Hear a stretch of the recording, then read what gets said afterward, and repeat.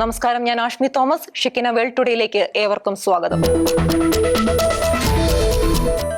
ഇറാനുമായി ജനീവയിൽ നടന്ന രണ്ടാം ഘട്ട ആണവ ചർച്ചകളിൽ പുരോഗതിയുണ്ടായതായി US vice president JD Vance. ചർച്ചകൾ തുടരാൻ ഇറാൻ സമ്മതിച്ചിട്ടുണ്ടെന്നും എന്നാൽ പ്രസിഡന്റ് ഡൊണാൾഡ് ട്രംപിന്റെ ചില നിബന്ധനകൾ ഇറാൻ അംഗീകരിച്ചിട്ടില്ലെന്നും വാൻസ് പറഞ്ഞു. ഇറാൻ ആണവായുധം സ്വന്തമാക്കരുത് എന്നതും അതിൽ ഉൾപ്പെടുന്നുണ്ട്. ആണവായുധങ്ങൾ നിർമ്മിക്കുന്നില്ല എന്ന് ഇറാൻ അവകാശപ്പെടുമ്പോഴും അവർക്ക് ആണവായുധങ്ങൾ സ്വന്തമാക്കാൻ താൽപര്യമുണ്ടെന്ന് വ്യക്തമാക്കുന്ന നിരവധി കാര്യങ്ങളുണ്ടെന്നും വാൻസ് വ്യക്തമാക്കി. ഫോക്സ് ന്യൂസിന് നൽകിയ അഭിമുഖത്തിലായിരുന്നു വാൻസിന്റെ പ്രതികരണം. നയതന്ത്ര ശ്രമങ്ങൾ തുടരുമെന്നും എന്നാൽ നയതന്ത്രം എപ്പോൾ പൂർത്തിയായി എന്ന് നിർണ്ണയിക്കാനുള്ള അവകാശം പ്രസിഡന്റ് ട്രംപിന്റേതായിരിക്കുമെന്നും വാൻസ് പറഞ്ഞു. നയതന്ത്ര ശ്രമങ്ങൾ പരാജയപ്പെട്ടാൽ തുടർ നടപടികൾ ട്രംപ് തീരുമാനിക്കുമെന്നും വാൻസ് കൂട്ടിച്ചേർത്തു. അതേസമയം സംഘർഷം തടയാനുള്ള ഒരു കരാറിന്റെ മാർഗനിർദ്ദേശങ്ങളിൽ അമേരിക്കയും ഇറാനും ധാരണയിലെത്തിയതായി ഇറാൻ വിദേശകാര്യമന്ത്രി അബ്ബാസ് അരാക്ചി അറിയിച്ചു. അമേരിക്കൻ പ്രസിഡന്റ് ഡൊണാൾഡ് ട്രംപിന് മുന്നറിയിപ്പുമായി ഇറാൻ പരമോന്നത നേതാവ് ആയത്തുള്ള അലി ഖമേനി. 47 വർഷമായി അമേരിക്കയ്ക്ക് ഇസ്ലാമിക് റിപ്പബ്ലിക്കിനെ ഇല്ലാതാക്കാൻ കഴിഞ്ഞിട്ടില്ലെന്ന് US പ്രസിഡന്റ് പറഞ്ഞു.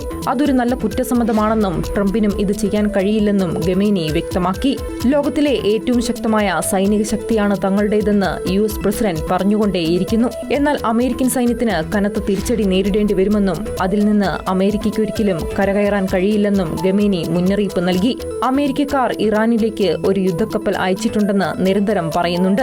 ഒരു യുദ്ധക്കപ്പൽ അപകടകരമായ ഒരു സൈനിക ഹാർഡ്വെയർ ആണ്. എന്നിരുന്നാലും ആ യുദ്ധക്കപ്പലിനേക്കാൾ അപകടകരമാണ് ആ യുദ്ധക്കപ്പലിനെ കടലിന്റെ ആഴങ്ങളിലേക്ക് അയക്കാൻ കഴിയുന്ന ആയുധമെന്നും ഖമേനി പറഞ്ഞു. ഇറാനുമായുള്ള സംഘർഷം വർദ്ധിക്കുന്നതിനിടെ അമേരിക്ക മിഡിൽ ഈസ്റ്റിൽ സൈനിക ശക്തി വർദ്ധിപ്പിക്കുമ്പോഴാണ് ഇറാന്റെ മുന്നറിയിപ്പ്. ഇറാനുമായുള്ള ചർച്ചകൾ നടക്കുന്നതിനിടെ US 50-ലധികം യുദ്ധവിമാനങ്ങൾ മിഡിൽ ഈസ്റ്റിൽ വിന്യസിച്ചതായി റിപ്പോർട്ട്. ഇറാന് സമീപം വ്യോമ നാവികതാവളം വർദ്ധിപ്പിക്കുന്നതിന്റെയും സൈനിക ശക്തി വർദ്ധിപ്പിക്കുന്നതിന്റെയും ഭാഗമായാണ് നടപടി. ഓപ്പൺ സോഴ്സ് ഫ്ലൈറ്റ് ട്രാക്കിംഗ് ഡാറ്റകൾ കേന്ദ്രീകരിച്ചാണ് റിപ്പോർട്ടുകൾ പുറത്തുവരുന്നത്. F-16, F-22, F-35 ജെറ്റുകളും നിരവധി ഇന്ധനം നിറയ്ക്കുന്ന വിമാനങ്ങളും ഇവയിൽ ഉൾപ്പെടുന്നുണ്ട്. 24 മണിക്കൂറിനുള്ളിൽ 50-ലധികം യുദ്ധവിമാനങ്ങൾ മേഖലയിലേക്ക് മാറ്റിയതായി US ഉദ്യോഗസ്ഥൻ സ്ഥിരീകരിച്ചതായി ആക്സിയോസും റിപ്പോർട്ട് ചെയ്തിട്ടുണ്ട്. ഇറാനെ സമ്മർദ്ദത്തിലാക്കി കരാർ നിബന്ധനകൾ അംഗീകരിക്കാൻ പ്രേരിപ്പിക്കുകയാണ് ട്രംപിന്റെ ലക്ഷ്യം. ഇറാനെ ഒരു കരാറിലെത്തിക്കുന്നത് അവരുടെ ഭയം മാത്രമാണെന്നും ട്രംപ് പറഞ്ഞിരുന്നു. ഹോർമോസ് കടലിടുക്കിലെ സൈനിക അഭ്യാസത്തിന് പിന്നാലെ റഷ്യയുമായി സംയുക്ത നാവിക അഭ്യാസം നടത്താനൊരുങ്ങി ഇറാന്റെ Revolutionary Guards. Islamic Republic of ഇറാന്റെയും റഷ്യയുടെയും സംയുക്ത നാവിക അഭ്യാസം നാളെ ഒമാൻ കടലിലും വടക്കൻ ഇന്ത്യൻ മഹാസമുദ്രത്തിലും നടക്കുമെന്ന് ഡ്രിൽ വക്താവ് റിയർ അഡ്മിറൽ ഹസൻ മക്സൂദിലു പറഞ്ഞതായി ISNA ഏജൻസി റിപ്പോർട്ട് ചെയ്തു. അമേരിക്കയുമായുള്ള സംഘർഷ സാഹചര്യത്തിൽ സമുദ്ര സുരക്ഷ ശക്തിപ്പെടുത്തുകയും ഇരു രാജ്യങ്ങളുടെയും നാവികസേനകൾ തമ്മിലുള്ള ബന്ധം കൂടുതൽ ആഴത്തിലാക്കുകയും ചെയ്യുക എന്നതാണ് ഇതിലൂടെ ലക്ഷ്യം വെക്കുന്നത്. എന്നാൽ സൈനികാഭ്യാസം എത്ര മണിക്കൂർ നീണ്ടു നിൽക്കും എന്നതിൽ വ്യക്തത വന്നിട്ടില്ല. അമേരിക്ക മിഡിൽ ഈസ്റ്റിൽ യുദ്ധക്കപ്പലുകളും വിമാനങ്ങളും വിന്യസിക്കുന്ന സാഹചര്യത്തിലാണ് ഇറാന്റെ നടപടി. അമേരിക്കൻ പ്രസിഡന്റിന്റെ ഗാസ ബോർഡ് ഓഫ് പീസ് യോഗത്തിൽ പങ്കെടുക്കില്ലെന്ന് വത്തിക്കാൻ. ട്രംപിന്റെ ക്ഷണം ലിയോ 14 പാപ്പ നിരസിച്ചതായി വത്തിക്കാൻ സ്റ്റേറ്റ് സെക്രട്ടറി കർദിനാൾ പിയത്രോ പരോളിൻ അറിയിച്ചു.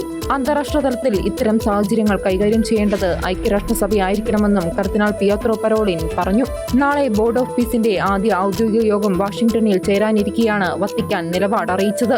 അതേസമയം ഇറ്റലിയും യൂറോപ്യൻ യൂണിയനും ബോർഡിൽ ചേരാത്തതിനാൽ അവരുടെ പ്രതിനിധികൾ നിരീക്ഷകരായി മാത്രം യോഗത്തിൽ പങ്കെടുക്കുമെന്നാണ് റിപ്പോർട്ടുകൾ.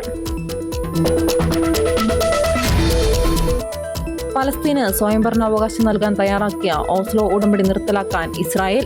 ഓസ്ലോ ഉടമ്പടികൾ നിർത്തലാക്കുക എന്നതാണ് തന്റെ അടുത്ത സർക്കാരിന്റെ ലക്ഷ്യങ്ങളിലൊന്നെന്ന് ധനമന്ത്രി ബെസലേൽ സ്മോട്രിച്ച് പ്രഖ്യാപിച്ചു.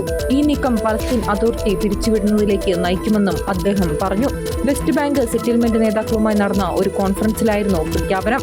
അറബ് ഭീകരരാഷ്ട്രം എന്ന ആശയത്തിന്റെ നാശം 1990-കളിലെ ഓസ്ലോ ഉടമ്പടികൾ ഔപചാരികമായും പ്രായോഗികമായും റദ്ദാക്കി പരമാധികാരത്തിന്റെ പാതയിലേക്ക് കടക്കുക, വെസ്റ്റ് ബാങ്കിൽ നിന്നും ഗാസ മുനമ്പിൽ നിന്നുമുള്ള പലസ്തീനികളുടെ കുടിയേറ്റത്തെ പ്രോത്സാഹിപ്പിക്കുക തുടങ്ങിയ കാര്യങ്ങൾക്കായിരിക്കും അടുത്ത ടൈമിൽ പ്രവർത്തിക്കുകയെന്ന് സ്മോട്രിച്ച് പറഞ്ഞു.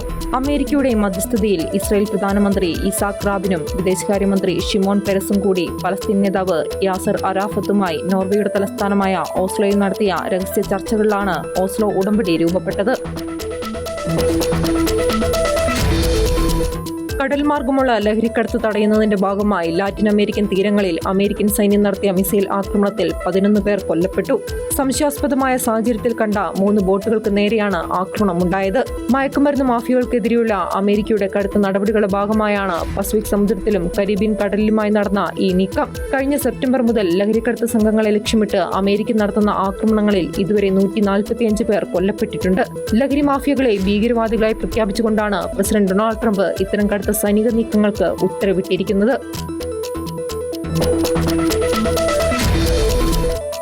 ചൈന രഹസ്യമായി ഭൂഗർഭ ആണവ പരീക്ഷണം നടത്തിയെന്ന് അമേരിക്ക. 2020 ജൂണിൽ ചൈനയിലെ ലോപ്നോർ പരീക്ഷണ കേന്ദ്രത്തിൽ നടന്ന സ്ഫോടനത്തിന്റെ പുതിയ വിവരങ്ങളാണ് അമേരിക്കൻ ഉദ്യോഗസ്ഥർ പുറത്തുവിട്ടത്. കസാക്കിസ്ഥാനിലെ നിരീക്ഷണ കേന്ദ്രത്തിൽ രേഖപ്പെടുത്തിയ പ്രകമ്പനങ്ങൾ സാധാരണ ഖനന സ്ഫോടനങ്ങളോ ഭൂകമ്പമോ അല്ലെന്നും US അസിസ്റ്റന്റ് സെക്രട്ടറി ക്രിസ്റ്റഫർ യോ വ്യക്തമാക്കി. രഹസ്യമായി നടത്തിയ ഈ സ്ഫോടനത്തിന്റെ പ്രകമ്പനം പുറംലോകം അറിയാതിരിക്കാൻ ചൈന പ്രത്യേക സാങ്കേതികവിദ്യ ഉപയോഗിച്ചതായും അമേരിക്ക ആരോപിച്ചു. അതേസമയം ആണവായുധങ്ങൾ കുറയ്ക്കുന്നതിനുള്ള പുതിയ കരാറിൽ ചൈനയും പങ്കാളിയാകണമെന്ന് അമേരിക്കൻ പ്രസിഡന്റ് ഡൊണാൾഡ് ട്രംപ് ആവശ്യപ്പെട്ടിട്ടുണ്ട്. ലോകത്ത് പുതിയൊരു ആണവ മത്സരത്തിന് ചൈനയുടെ ഇത്തരം നീക്കങ്ങൾ വഴിതെളിക്കുമെന്ന് പലരും ഭയപ്പെടുന്നു. നിലവിൽ ചൈനയുടെ പക്കൽ 600-ലധികം ആണവായുധങ്ങൾ ഉണ്ടെന്നാണ് അമേരിക്കൻ പ്രതിരോധ വകുപ്പിന്റെ കണക്ക്. ജപ്പാൻ പൊതുതെരഞ്ഞെടുപ്പിലെ വൻ വിജയത്തിന് പിന്നാലെ സനൈ തകൈച്ചി വീണ്ടും രാജ്യത്തിന്റെ പ്രധാനമന്ത്രിയായി തെരഞ്ഞെടുക്കപ്പെട്ടു. ഇതോടെ ജപ്പാന്റെ ചരിത്രത്തിലെ രാജ്യത്തെ ആദ്യത്തെ വനിതാ പ്രധാനമന്ത്രി എന്ന സ്ഥാനം തകൈച്ചി വീണ്ടും നിലനിർത്തി. ബുധനാഴ്ച നടന്ന ജപ്പാൻ പാർലമെന്റിന്റെ പ്രത്യേക സമ്മേളനത്തിലാണ് സനൈ തകൈച്ചി വീണ്ടും ഔദ്യോഗികമായി തെരഞ്ഞെടുക്കപ്പെട്ടത്. 2025 ഒക്ടോബറിലാണ് സനൈ തകൈച്ചി ജപ്പാന്റെ ആദ്യ വനിതാ പ്രധാനമന്ത്രിയായി ചരിത്രം കുറിച്ചത്. കഴിഞ്ഞ ദിവസം തകൈച്ചി തന്റെ മന്ത്രിസഭയോടൊപ്പം ഔദ്യോഗികമായി രാജിവെച്ചിരുന്നു. ജപ്പാൻ ഭരണഘടനയനുസരിച്ച് ഒരു തെരഞ്ഞെടുപ്പിന് ശേഷം പുതിയ പാർലമെന്റ് സമ്മേളനം ചേരുന്നതിന് മുന്നോടിയായി നിലവിലുള്ള മന്ത്രിസഭ രാജിവെക്കേണ്ടതുണ്ട്. ഇതിന്റെ ഭാഗമായായിരുന്നു രാജി. ചൈനീസ് വ്യവസായികളുമായി രഹസ്യ കൂടിക്കാഴ്ച നടത്തിയെന്ന പരാതിയെ തുടർന്ന് പെറുവിയൻ പ്രസിഡന്റ് ഹോസെ ജെറിയെ പാർലമെന്റ് പുറത്താക്കി. അധികാരമേറ്റ് വെറും 4 മാസത്തിനുള്ളിലാണ് ജെറിക്ക് സ്ഥാനം നഷ്ടമായത്. ഔദ്യോഗിക രേഖകളിൽപ്പെടുത്താതെ രഹസ്യമായി ചർച്ചകൾ നടത്തിയതാണ് അദ്ദേഹത്തിന് തിരിച്ചടിയായത്. പ്രസിഡന്റും വ്യവസായികളും തമ്മിലുള്ള കൂടിക്കാഴ്ചയുടെ ദൃശ്യങ്ങൾ പുറത്തുവന്നതോടെയാണ് വലിയ വിവാദമായത്. നിയമപ്രകാരം പ്രസിഡന്റ് നടത്തുന്ന എല്ലാ ചർച്ചകളും രേഖപ്പെടുത്തണമെന്നുണ്ടെങ്കിലും ജെറി അത് പാലിച്ചിരുന്നില്ല. തന്റെ ഭാഗത്ത് തെറ്റില്ലെന്ന് അദ്ദേഹം വാദിച്ചെങ്കിലും ഭൂരിഭാഗം അംഗങ്ങളും പ്രസിഡന്റിനെതിരെ വോട്ട് രേഖപ്പെടുത്തുകയായിരുന്നു. പെറുവിൽ കഴിഞ്ഞ കുറച്ചു കാലമായി തുടരുന്ന രാഷ്ട്രീയ അനിശ്ചിതത്വം ഇതോടെ കൂടുതൽ രൂക്ഷമായിരിക്കുകയാണ്. കഴിഞ്ഞ 8 വർഷത്തിനിടെ മാറുന്ന 7ാമത്തെ പ്രസിഡന്റാണ് ഹോസെ ജെറി. വേൾഡ് ടുഡേ സമാപിക്കുന്നു. നന്ദി, നമസ്കാരം.